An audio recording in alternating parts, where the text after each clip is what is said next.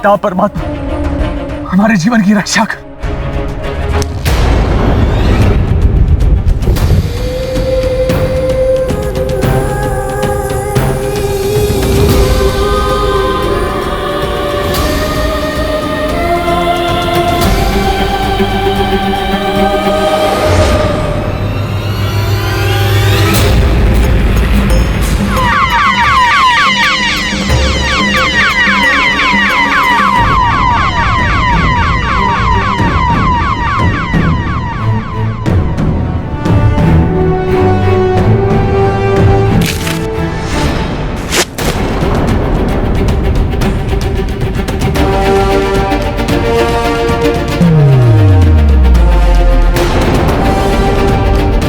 तुम ठीक हो ना मित्र? धर्मार्थ, बहुत बहुत धन्यवाद तुम्हारा। आज अगर तुम समय पर आकर अपनी स्तंभन विद्या का प्रयोग नहीं करते तो हमारी मृत्यु निश्चित थी। ऋणी हो गए तुम्हारे। आज इस मित्र धर्म के सम्मान पे आपको कुछ देना चाहेंगे। मांगो, जो इच्छा है मांगो। मांगूंगा मित्र, अवश्य मांगूंगा, किंतु आज और अभी नहीं। अब कब? समय आने पर। मैं उस समय की अधीरता से प्रतीक्षा होगी, परंतु आज तुम्हें कुछ न कुछ अवश्य देना चाहेंगे मित्र। मतलब? हम आपको वचन देते हैं कि उस समय उस दिन हम तुम्हें वही देंगे जो तुम्हारे मुख से निकले और बिना कोई प्रश्न पूछे। तो फिर याद रखना अपना वचन। अपना नाम भूल जाएंगे मित्र, परंतु ये वचन नहीं। जय मां काली, जय मां काली। आपने मेरी लाज रखी, आपने मेरी लाज रखी।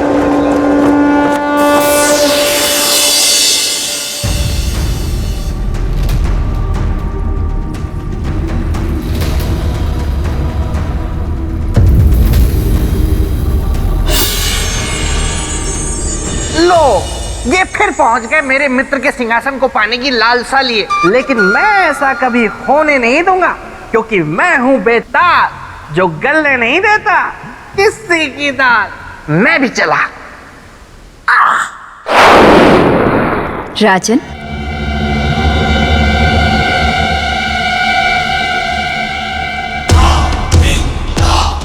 प्रणाम देवी। कर्म किया है आपने अति महान, संसार करेगा आपका सदा गुणगान। पर मैं कुछ समझा नहीं, मैंने ऐसा क्या किया? जिस प्रकार सम्राट विक्रमादित्य ने अपने चरित्र की रक्षा के लिए सब कुछ त्याग दिया था, ठीक उसी प्रकार आपने एक अनजान स्त्री के चरित्र की रक्षा के लिए अपने जीवन को दांव पर लगा दिया।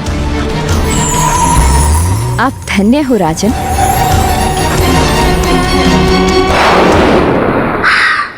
देवी महामाया की जय हो। देवी, छोटा मुंह और बड़ी बात, लेकिन कहनी तो पड़ेगी। राजा भोज ने कद्दू में तीर नहीं मारा है। ये जो कुछ भी इन्होंने किया इसलिए किया ताकि आपकी दृष्टि में ऊंचा उठ सके, सीढ़ियां चढ़ सके, मेरे मित्र के सिंहासन की तरफ बढ़ सके। बेताल, तुम क्या बचपन से ही ऐसे हो? हाँ देवी, मैं बचपन से ही बहुत बुद्धिमान, अति बलशाली और बहुत रूपवान हूँ। अति उत्तम। फिर क्या हमेशा ऐसा ही रहना है बेताल, या फिर चील बनकर आकाश में उड़ना चाहते हो, या फिर चूहा बनकर बिल में रहने का विचार है? नहीं नहीं देवी, आप तो मुझे हमेशा ऐसे ही डरा देती हैं। क्योंकि तुम बोलते बहुत हो बेताल। किंतु मैं गलत क्या बोलता हूँ? देखिए, राजा भोज को देखिए, देखिए और फिर बताइए कि क्या आपको लगता है कि ये मेरे मित्र के सिंहासन पे बैठने योग्य हैं? बेताल, किसी की योग्यता का प्रमाण पत्र देने वाले तुम कौन होते हो? मनुष्य अपनी योग्यता की परीक्षा स्वयं देता है।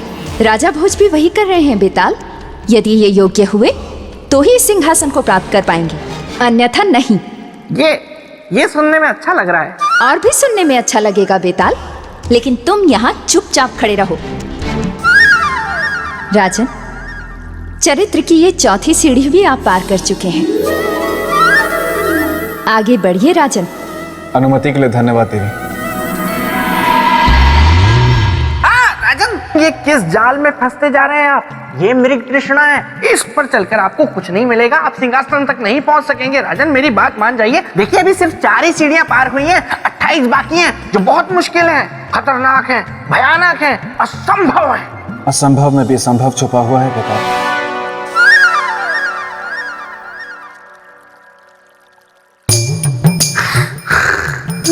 चौथी भी चढ़ गया।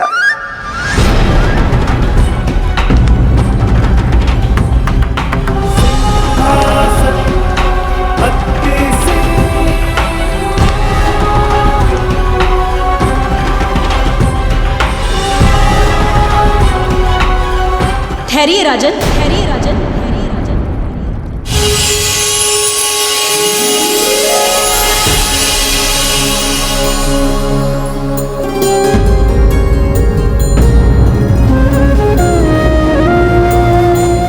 आप सब कौन है देवी?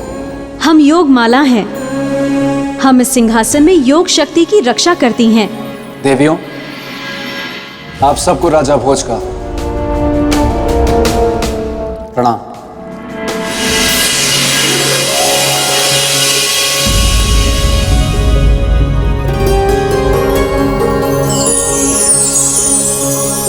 राजन,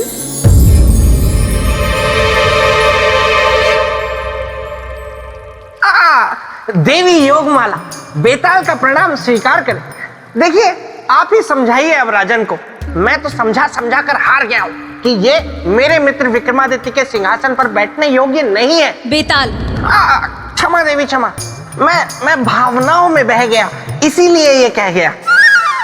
श्रीमान बेताल, मैं आपसे एक बात का निवेदन करना चाहता हूं कि आप इसी तरह चुनौतीपूर्ण से चुनौतीपूर्ण बातें मुझसे कहते रहें, ताकि मुझ में हिम्मत का संचार हो पाए और मैं परीक्षाओं पे परीक्षाएं पार करता रहूं। क्या मेरी बातों से आपको हिम्मत मिलती है? और हौसला भी। हाँ बेटा, आपकी बातों से मुझ में हिम्मत का संचार होता है। यदि एक बार मेरा हृदय सिंहासन को त्यागने के विचार के बारे में भी सोचे, लेकिन आपकी बातें मुझ में एक नई हिम्मत, एक नई ऊर्जा भर देती है। इसलिए आपसे बस एक छोटा सा निवेदन है बेटा, कि आप इसी तरह मुझे चुनौतीपूर्ण बातें कहते रहें। कहिए कहिए, आप चुप क्यों हो गए? हाँ तो देवी, मुझे और क्या साबित करना होगा? इस सिंहासन को धारण करने वाले में चक्रवर्ती सम्राट विक्रमादित्य के समान योग शक्ति का होना भी आवश्यक है। राजन, अब मैं आपको सम्राट विक्रमादित्य की योग शक्ति की कथा सुनाती हूँ। हाँ देवी, सुनाइए, मैं उत्सुक हूँ। ये बात उस समय की है जब चक्रवर्ती सम्राट विक्रमादित्य का विवाह नहीं हुआ था। वो राजकुमारी चित्रलेखा से मिले भी नहीं थे। एक दिन सम्राट विक्रमादित्य एक धार्मिक यात्रा से लौट रहे थे। सम्राट, मौसम खराब है। मेरे विचार से हमें किसी सुरक्षित स्थान पर रुक जाना चाहिए। रुकने की कोई आवश्यकता नहीं है वीरामेर जी, हमारे पास धन ध्वज है, हमारा मार्ग कोई नहीं रोक सकता।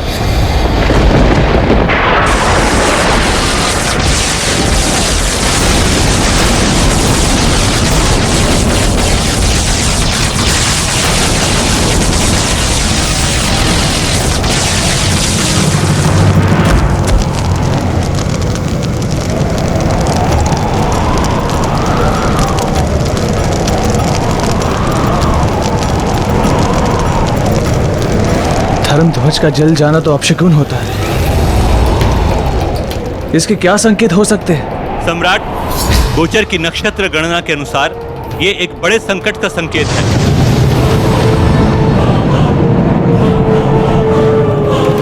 कैसा संकट? मृत्यु का संकट। मृत्यु? किसकी मृत्यु और क्यों? हमारे आसपास कोई पापी है, उसकी। परंतु हमारे बीच कौन पापी हो सकता है? ये मैं नहीं कह रहा हूं सम्राट, ज्योतिषीय गणना कह रही है। यदि हम अपना कुशल मंगल चाहते हैं तो बिना देर किए उस पापी को इस यात्रा समूह से बाहर निकालना होगा, अन्यथा हम सब काल के शिकार बनेंगे।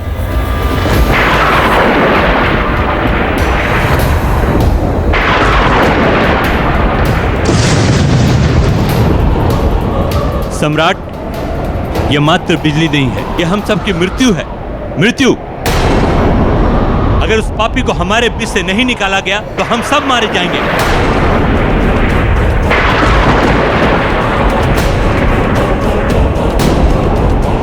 वीर जी, हमारे बीच का कोई भी व्यक्ति कहीं नहीं जाएगा। प्रियजनों, आपको भयभीत होने की कोई जरूरत नहीं है। आपके जीवन रक्षा का दायित्व हम लेते हैं। हम आपको वचन देते हैं कि हम आपको कुछ नहीं होने देंगे, एक खरोच भी नहीं आने देंगे और सब कुछ खुद पे सह लेंगे। परंतु आपसे हमारी एक विनती है, कृपया करके हमें बता दे कि वो पापी कौन है और ये पाप क्यों किया।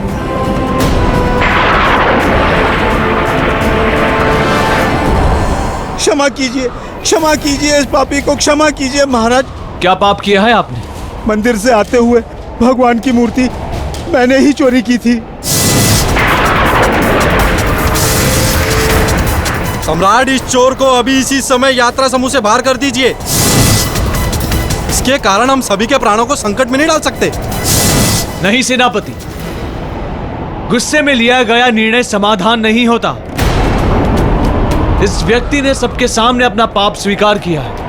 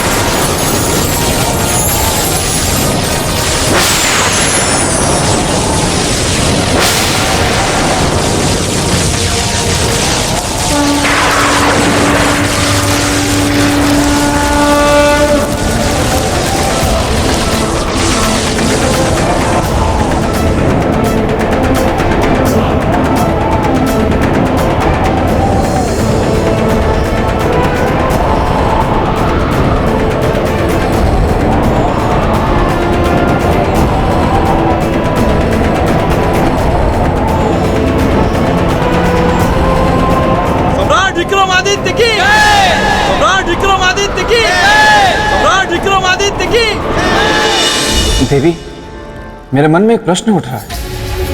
एक मृत व्यक्ति जीवित कैसे हो सकता है? ये संभव है केवल योग शक्ति के द्वारा। और सम्राट विक्रमादित्य, वे तो योग शक्ति के बहुत बड़े साधक थे। शरीर अवश्य उनका नष्ट हो चुका था, किंतु आत्मा जीवित थी, क्योंकि आत्मा तो कभी नहीं मरती। इसलिए उन्होंने योग बल का सहारा लिया और अपने नष्ट शरीर को पुनः पहले जैसा कर लिया। तब तो वहां हर्षोल्लास का वातावरण छा गया होगा देवी। बिल्कुल, इसीलिए उनके पुनर्जीवित होने की खुशी में राजसभा में उत्सव का आयोजन किया गया।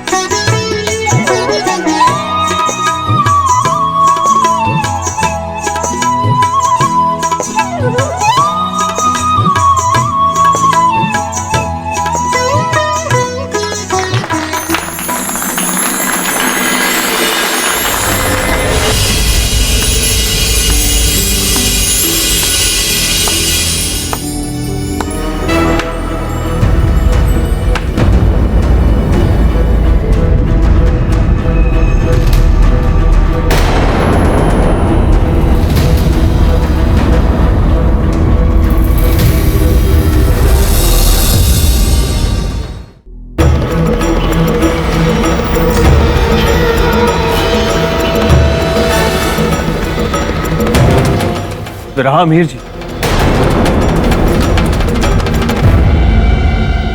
सेनापति,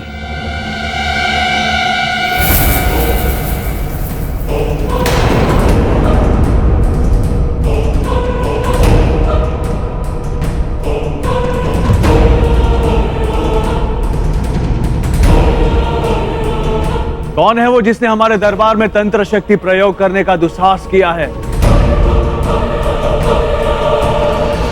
सामने आओ।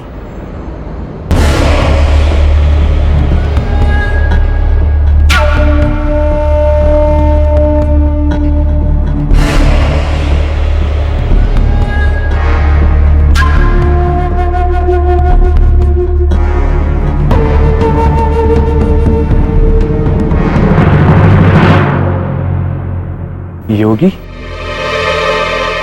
हमारी राजसभा में कौन है आप? आपकी शक्ति प्रयोग करने का उद्देश्य क्या है? क्या सिद्ध करना चाहते हैं आप? सिद्ध नहीं करना चाहता, केवल स्मरण दिलाना चाहता। किस बात का स्मरण? उस दिन की घटना का, जिस दिन आपका जीवन संकट में था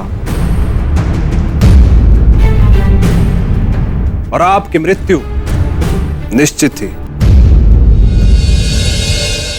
विक्रमार्जन! हे परम पिता परमात्मा, हमारे जीवन की रक्षा कर।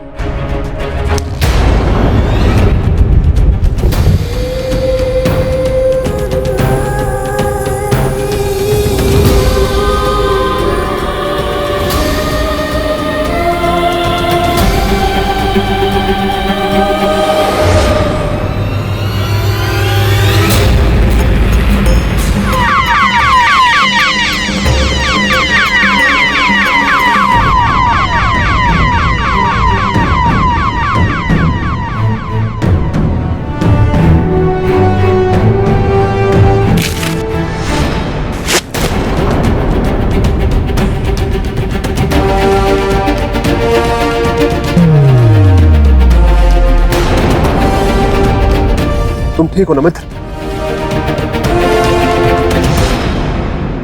धर्मार्थ, बहुत बहुत धन्यवाद तुम्हारा। आज अगर तुम समय पर आकर अपनी स्तंभन विद्या का प्रयोग नहीं करते तो हमारी मृत्यु निश्चित थी। ऋणी हो गए तुम्हारे। आज इस मित्र धर्म के सम्मान पे आपको कुछ देना चाहेंगे। मांगो, जो इच्छा है मांगो।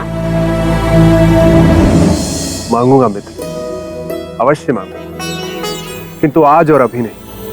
अब कब? समय आने पर।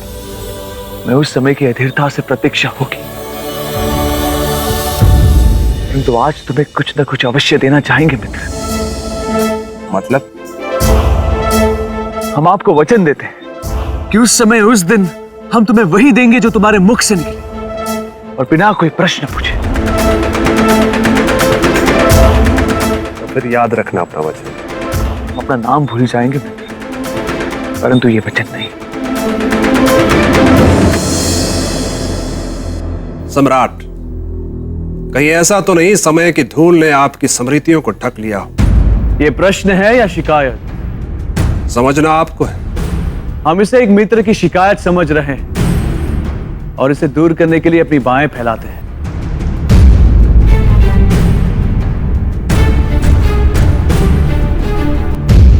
वर्षों बाद मिले हो मित्र, आओ गले लो।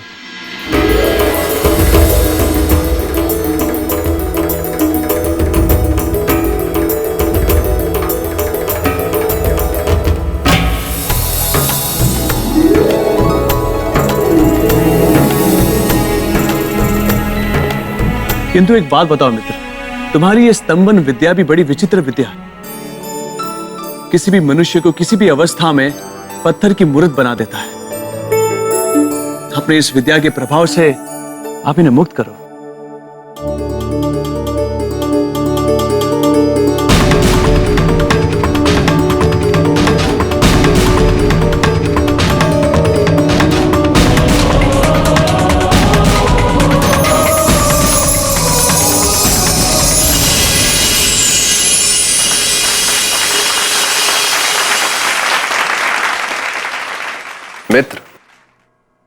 मुझे किसी से प्रेम हो गया है। उससे विवाह करना चाहते हो? हाँ। तो फिर समस्या क्या है मित्र?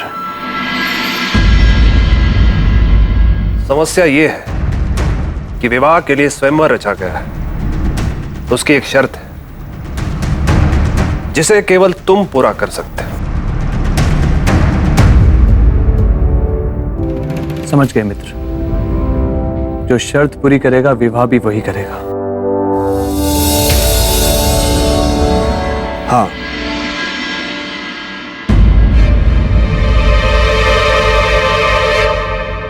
परंतु ये कैसे संभव है मित्र कि शर्त हम पूरी करें और विवाह तुम करो?